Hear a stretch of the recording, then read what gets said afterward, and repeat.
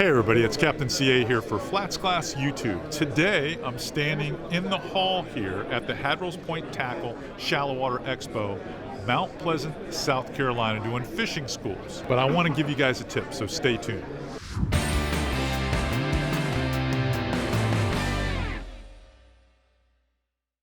My tool bench here today is the Captains for Clean Water raffle boat, which is the Waterman with the Yeti camp chair and the Ray Marine Axiom.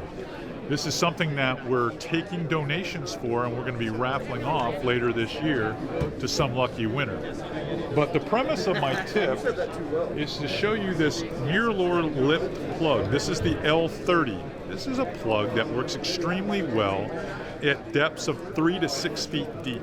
So if you're up in an area from Northeast Florida all the way up here to South Carolina and you're fishing creeks and you're looking for a suspending plug that will do the trick on speckled trout, this should be one of your favorite mullet imitators. It does a fantastic job. You crank it down, get it run down to maybe 3 to 5 feet, give it a hard pull so it'll swim down, and then it will stall and it will float up real easy a little bit, and then you can dive down again.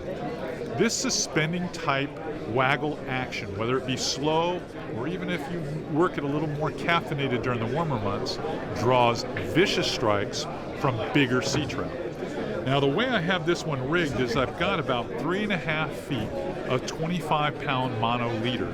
I do that because fluorocarbon in this scenario is not nearly as important, and this gives me a little bit more of a shock absorber when it comes to fishing for sea trout. I'm also mating that up to a 7-foot medium action rod. This is the Coastal Clearwater rod from Falcon, and it is an excellent plug rod for all my suspending baits, whether I'm throwing Mirrodines or the Mirror lips. These are great baits. I've got that load. I've got the reel, which happens to be a 13 fishing 0 reel, and it's loaded up with 20-pound Mustad Wish line. That braided line gives me the sensitivity to feel the wobble of the bait, but it's not, with this type of rod, not such a stiff action material that I cannot pull the fish off the hook. So you want to mate a lot of those braided lines with softer medium light action rods. So the next time you're thinking about targeting sea trout, especially around the muddy creeks anywhere from Northeast Florida all the way up to the South Carolina coast, think about throwing a lip plug. They get good results.